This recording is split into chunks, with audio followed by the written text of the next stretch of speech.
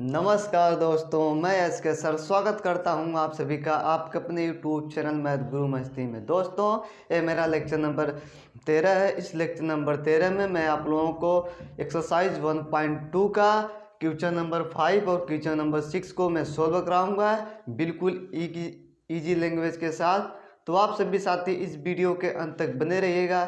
जितने भी भाई इस चैनल पर नए हैं तो चैनल को सब्सक्राइब कर दीजिए, वीडियो को अपने दोस्तों के साथ शेयर भी कर दीजिए। तो चलिए दोस्तों, हम क्लास को स्टार्ट करते हैं। अब अपने क्वेश्चन को सॉल्व करते हैं। देखिए, क्वेश्चन नंबर आपका भैया 5 है, एक्सरसाइज 1.2 का। तो देखिए क्वेश्चन क्या कहता है, जांच कीजिए कि क्या किसी प्राकृतिक संख्या n के लिए संख्या 6 की पावर n अंक पर 0 समाप्त हो सकती है। तो हमें क्या करना है, इसको हल करना है, यानी जांच करना है, दिखाना है कि कोई प्राकृतिक संख्या n के लिए 6 की पावर n अंक पर 0 समाप्त हो सकती है। ये क्या समाप्त हो सकती है, हमें इसी को क्या करना, दिखाना है। सबसे पहले हम लिखते हैं हल में क्या लिखेंगे, यदि 6 की पावर n के 6 की पावर n के इकाई अंक 0 है। यदि 6 की पावर n के इकाई अंक 0 है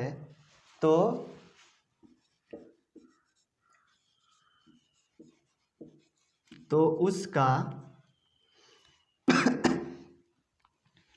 एक गुणनखंड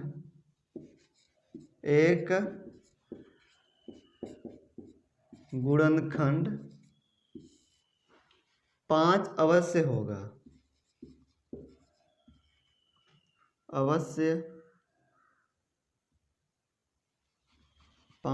अवश्य होगा।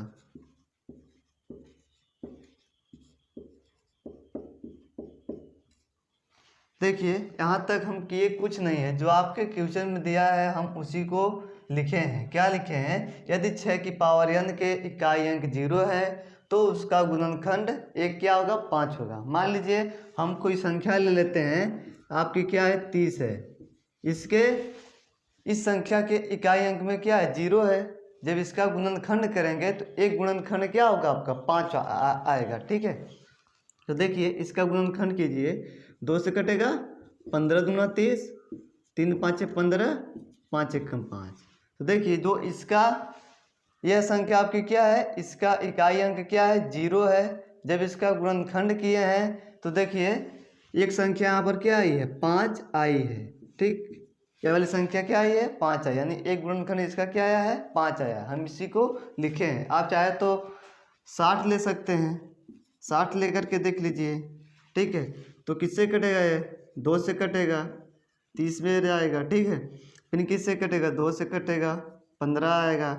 फिर किससे कटेगा, 3 से कटेगा, 5 आएगा। फिर किससे कटेगा, 5 से कटेगा, 1 आएगा। तो आप कोई भी संख्या ले सकते हैं जिसका इकाई अंक क्या 0 हो। जब उसका गुणनखंड करेंगे तो एक संख्या यहाँ पर क्या होगा, एक गुणनखंड आपका क्या होगा, 5 प्राप्त होगा। बात समझ में आ रही है। इसी बात को हम क्या किए हैं, यहाँ पर लिखे हैं। ठीक, अब लिखेंगे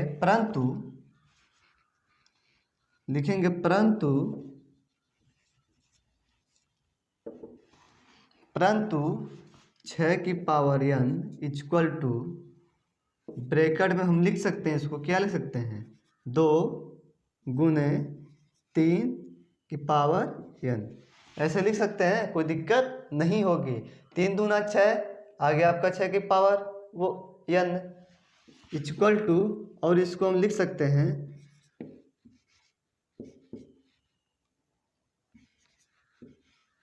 ऐसे लिख सकते हैं, कोई दिक्कत नहीं होगी। तो क्या कर सकते हैं बताइए, 3 दूना 6, 6 की पावर आ जाएगा n। ठीक है, तो हमारा देखिए 6 की पावर n का गुणनखंड क्या मिला है, 2 और 3 मिला है। ठीक है, यहाँ से आपको पता चल गया 6 की पावर n का जो गुणनखंड है अभाज्य गुणनखंड वो क्या 2 और 3 है। तो हम लिखेंगे जो यह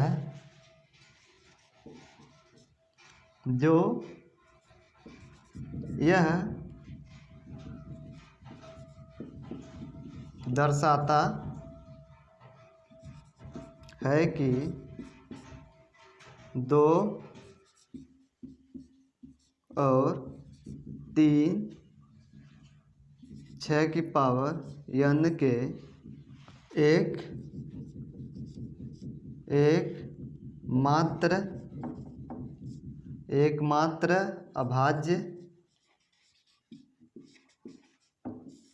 मात्र अभाज्य गुणनखंड हैं।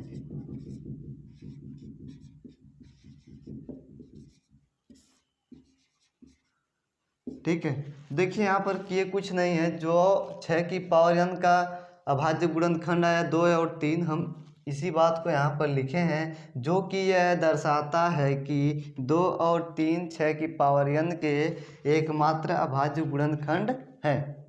यहाँ तक बात समझ आई। अब लिखेंगे इसीलिए 6 की पावर n का इकाई 6 की पावर n का इकाई अंक कभी शून्य नहीं होगा, कभी शून्य नहीं हो सकता है,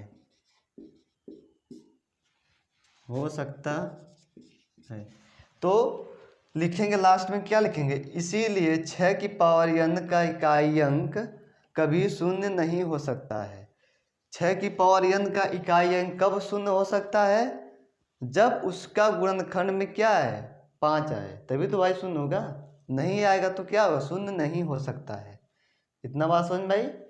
अगर आप लोग इसका स्क्रीनशॉट लेना चाहते हैं तो ले सकते हैं। आशा करता हूं कि आप लोगों ने इसका स्क्रीनशॉट ले लिया होगा। यह क्वेश्चन आप सभी लोगों को बहुत ही आसानी से समझ में आ चुका होगा।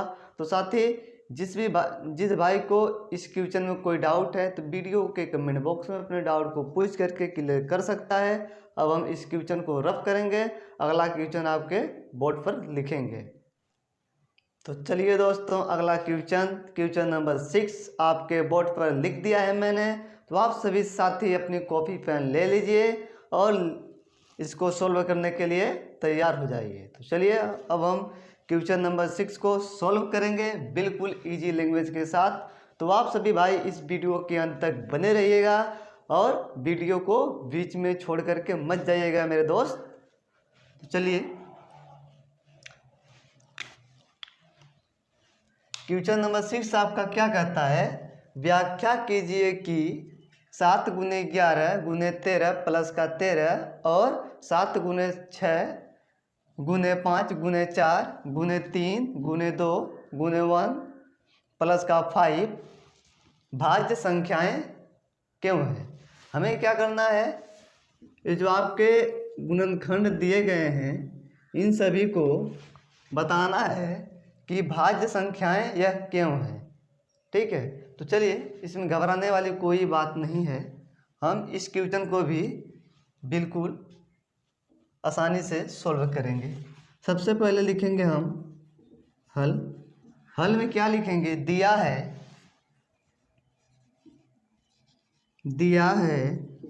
क्या दिया है, जो आपका संख्या दिया है इसी को नोट करेंगे। दिया है एक संख्या दिया है चूंकि, तो चलिए लिखेंगे चूंकि पहली संख्या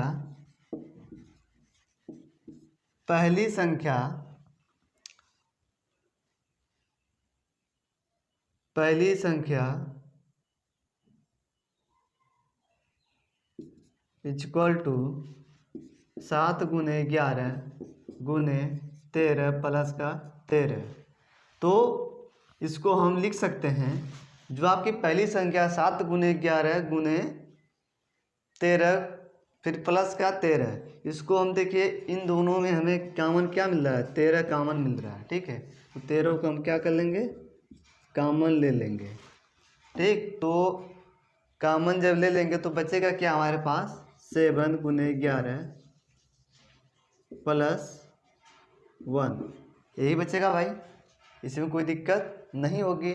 जब ब्रेकर हटेगा तो ये 13 का क्या हो जाएगा, अंदर मल्टीप्लाई होगा, तो एक बार इसके साथ होगा और एक बार इसके साथ हो जाएगा, तो यही वाली पहले से संख्या आ जाएगी। चलिए लिखेंगे, तथा दूसरी संख्या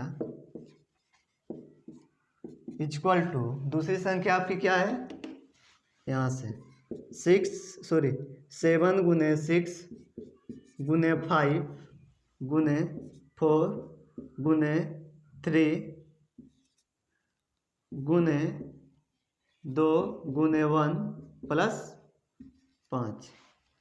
तो इसको हम लिख सकते हैं, इसमें हमें क्या मिल सकता है, 5 देखिए कॉमन मिल रहा है, इसमें भी और इसमें भी। तो हम क्या करेंगे, 5 को कॉमन ले लेंगे, 5 हमारा हो गया कॉमन, बचा कितना, 7 गुने 6 गुने 4 गुने 3 गुने 2 गुने 1 प्लस का 1। इसमें कोई दिक्कत नहीं होगी। जब ब्रेकर हटेगा तो इस 5 का क्या होगा, एक बार इसके साथ मल्टीप्लाई हो जाएगा, एक बार इसके साथ मल्टीप्लाई हो जाएगा। ठीक है, कोई दिक्कत इसमें नहीं होगी। अब हम क्या करेंगे, तो आप एक बात और जान लीजिए, हम इधर बता देते हैं। इसको पूरा सोल्व करने से पहले आप एक बात जान लीजिए, भाज्य संख्या किसे कहते हैं और अभाज्य संख्या किसे कहते हैं। शायद यह बात हम आप लोगों को कई बार बता चुके होंगे, भाज्य संख्या किसे कहते हैं और अभाज्य संख्या किसे कहते हैं। तो एक बार और आप लोग जान लीजिए। देखिए, मान लीजिए आपकी क्या है, 10 एक कोई क्या संख्या है, हमें यह नहीं पता है कि 10 भाज्य है कि 10 अभाज्य है। ठीक है, तो 10 का पहले हम क्या करेंगे, खंड करेंगे। तो खंड कीजिए, 2 बार में जाएगा, 2 से कटेगा तो कितना आएगा, 5 आएगा, 5 से कटेगा तो 1 आएगा। कोई दिक्कत इसमें नहीं होगी। तो हम लिख सकते हैं 10 इक्वल टू 2 गुने 5 गुने 1, 10 इक्वल टू 2 गुने 5 गुने 1। और आपका जो क्या होगा, 10 स्वयं से ही कर सकता है। ठीक है, तो यहाँ पर लिख सकते हैं गुने में 10। बात समझ आई, 10 का तो खंड यही होगा ना। तो देखिए इतना हो गया। अब आप लोग जानते हो भाज्य संख्या किसे कहते हैं, जिसका गुणनखंड 2 से अधिक होता है। जिसका गुणनखंड 2 से अधिक होता है उसको हम क्या कहते हैं, भाज्य संख्या कहते हैं। अब देखिए अभाज्य संख्या किसे कहते हैं, जैसे मान लीजिए आपके पास संख्या है 5 है, हमें नहीं पता है कि 5 क्या है, भाज्य कि अभाज्य है। देखिए 5 किससे कटेगा, स्वयं से कटेगा। 5 किससे कटेगा, स्वयं से कटेगा। 5 एकम 5, बात समझ में आ रही है। 5 क्या होगा, स्वयं से कटेगा, 5 एकम 5। तो देखिए यहाँ पर देखिए 5 का गुणनखंड कितना आया है, 2 केवल है, 2 संख्या आई है। ठीक है, तो हम लिख सकते हैं 5 इक्वल टू 5 गुने 5। इसमें कोई दिक्कत नहीं होगी, 5 का गुणनखंड करने पर 5 गुने 5 ही आएगा। ठीक है, तो हमें यह पता चल रहा है कि अभाज्य संख्या में केवल 2 गुणनखंड होते हैं, भाज्य संख्या में 2 से अधिक गुणनखंड होते हैं। इतना बात समझ में आई।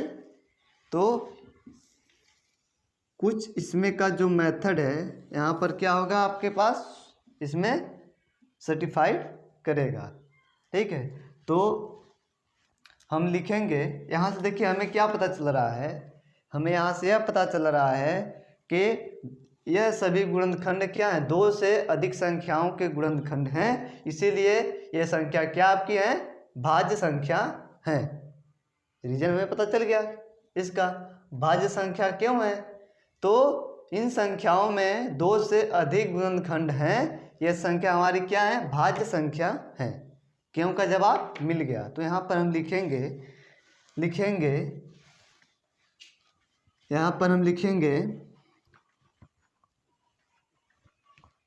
दी गई संख्या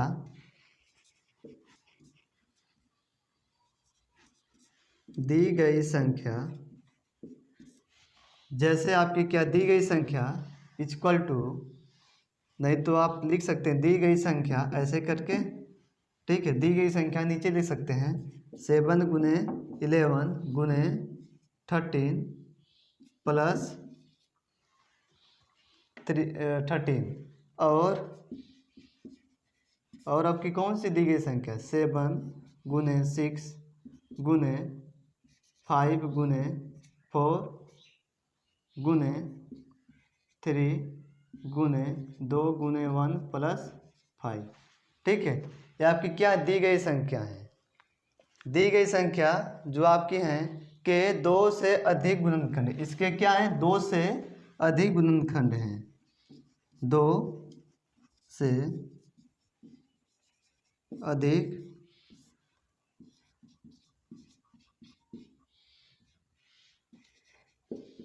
गुणनखंड हैं। तो देखिए हम इसमें किए कुछ नहीं हैं। सबसे पहले आपको पता होना चाहिए भाज्य संख्या किसे कहते हैं, अभाज्य संख्या किसे कहते हैं। यानी भाज्य संख्या में कितने गुणनखंड होते हैं 2 से अधिक गुणनखंड होते हैं, अभाज्य संख्या में केवल 2 गुणनखंड होते हैं, ठीक है। तो जब आप इस बात तब जानते रहेंगे इसको, तब आप इसको लगा सकते हैं। इसमें देखिए क्या आपका है, इस संख्या में 2 से अधिक गुणनखंड हैं, ठीक है ना, 2 से अधिक गुणनखंड हैं, इसीलिए यह संख्या आपकी क्या है भाज्य संख्याएं हैं। तो लिखेंगे इसीलिए ये संख्याएं क्या हैं भाज्य संख्याएं हैं, लिखेंगे इसीलिए, या लिख सकते हैं अतः लिख सकते हैं, अतः ये संख्याएं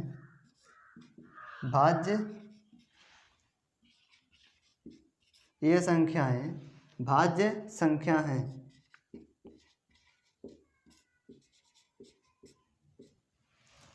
तो हमारा क्वेश्चन यहाँ पर सोल्व हो चुका है।